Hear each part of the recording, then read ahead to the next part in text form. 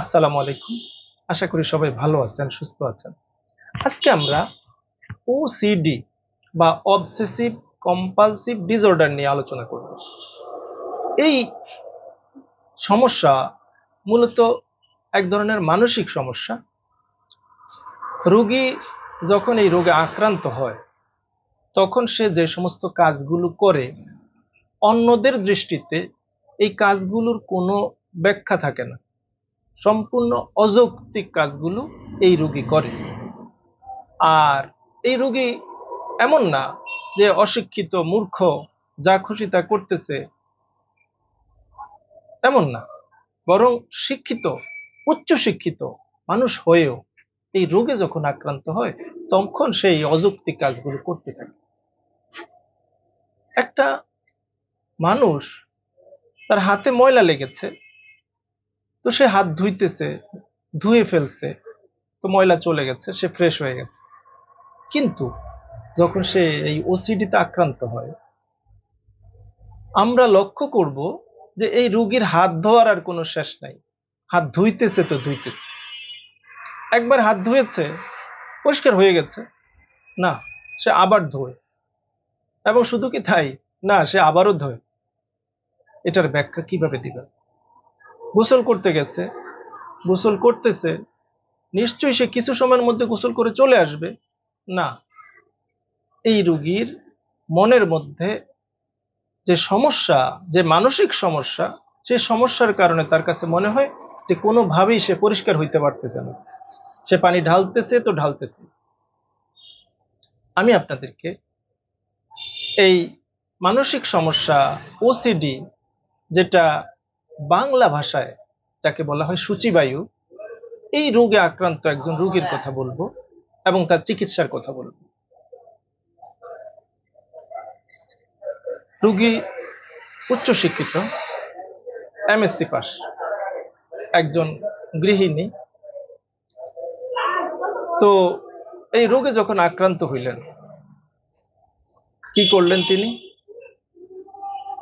তার পরিবারের সদস্যরা লক্ষ্য করলো এই রোগীর গোসল শেষ হয় না, বাথরুমে ঢুকলে আর বের হয় না, সারাক্ষণ এই রোগীর মধ্যে একটা মানসিক ভয় আর আতঙ্ক কাজ করে।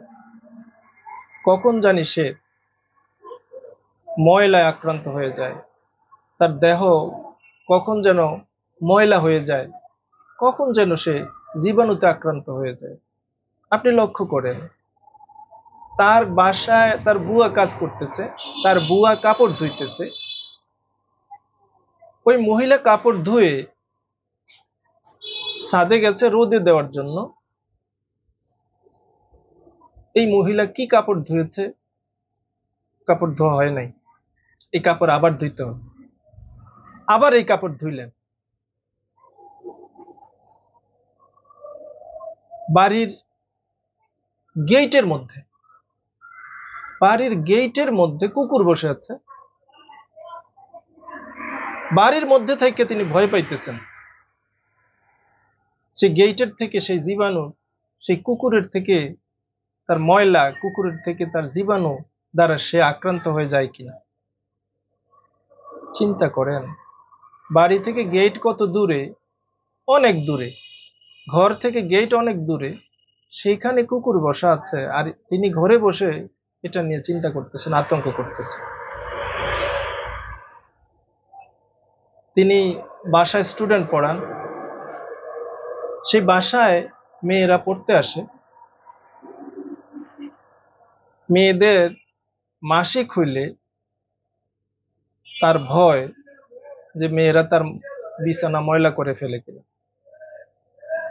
আতঙ্কে থাকেন, মেয়েদেরকে সতর্ক করেন যে তার বিছানার মধ্যে ময়লা লেগে যায় কিনা, রক্ত লেগে যায় কিনা। একজন রোগী, একজন রোগী যে সম্পূর্ণরূপে, পরিপূর্ণরূপে উচ্চ শিক্ষায় শিক্ষিত,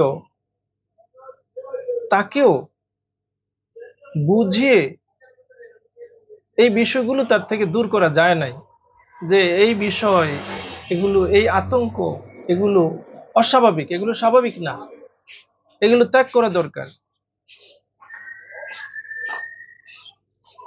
এগুলো ভুল না। বুঝিয়ে তাকে সুস্থ করে তোলা যায় না, সে জানে, কিন্তু তারপরেও সে নিজেকে কন্ট্রোল করতে পারে না। এই রোগী আলহামদুলিল্লাহ হোমিওপ্যাথিক চিকিৎসায় সম্পূর্ণরূপে সুস্থ হয়েছে, সম্পূর্ণরূপে। এই